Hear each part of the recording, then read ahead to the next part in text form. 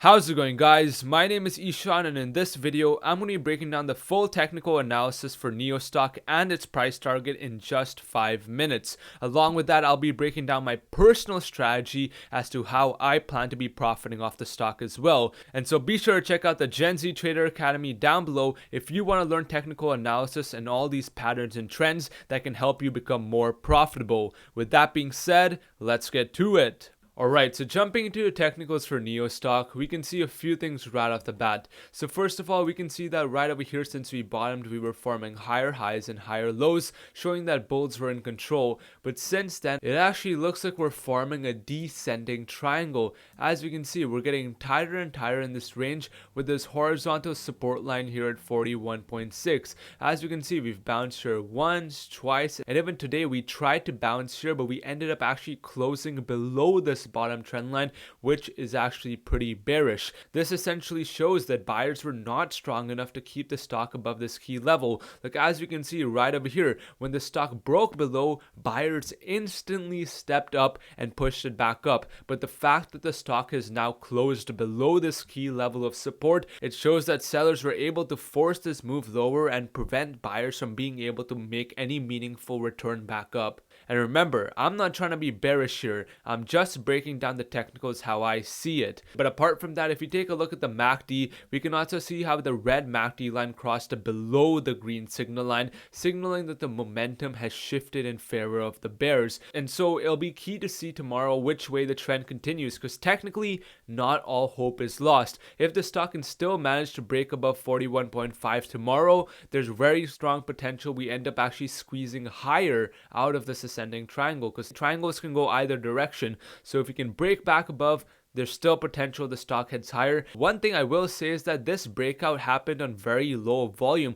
It wasn't like there was any meaningful selling volume. Like as we can see, volume has been continuing to decrease. It's not really having any major spikes apart from a few days ago, but we can see that this break happened on pretty low volume. I still don't really have a lot of conviction that this trend might continue lower, because usually when a breakout or a breakdown happens on low volume, it generally doesn't last very long. So again, that's why I'm saying that tomorrow will be crucial to see which way the trend continues. Now apart from that, we've also turned the 9 EMA, which is this blue line, into resistance. The EMA lines are like the holy grail of trend direction. When a stock is above it, like over here, and turning it into support, it shows that the trend is in favor of the bulls. When it's below it and turning it into resistance, it shows that the trend is in favor of the bears. So along with breaking back above this 41.5 level, another key trend to be watching for is if the stock can break back above the 9 EMA, because that will confirm a bullish reversal and show that bulls are trying to make an attempt to reverse the trend. So now that you're getting a rough understanding of how the technicals are looking,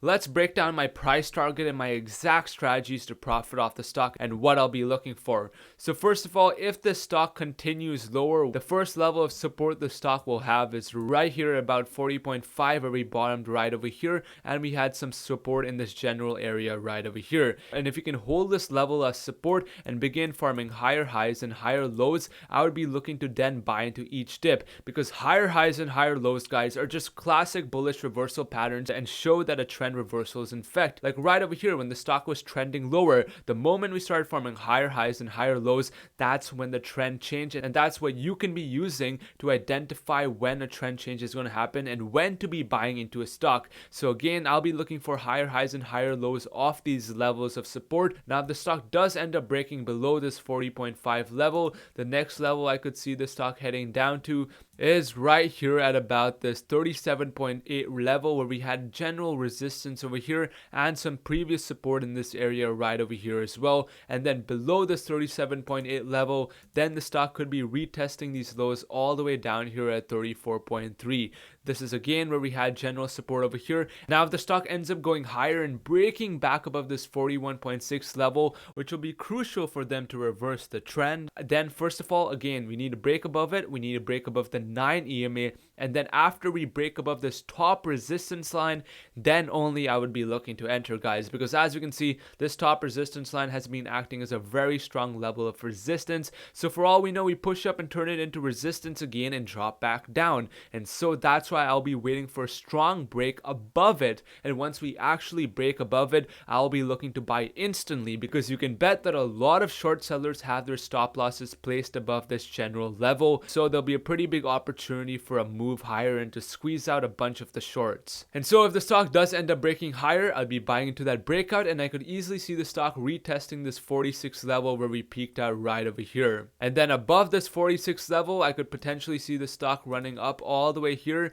to about $51 where we peaked out in this general area right over here. So guys, that's the video. Be sure to check out the Gen Z Trader Academy down below, where my goal is to help you guys learn about all these EMA crosses, MACD crosses, and triangles so that you can become more profitable and make better entry and exit decisions. And so with that being said, I'll see you guys next time. Take it easy, clocking out for now. Peace.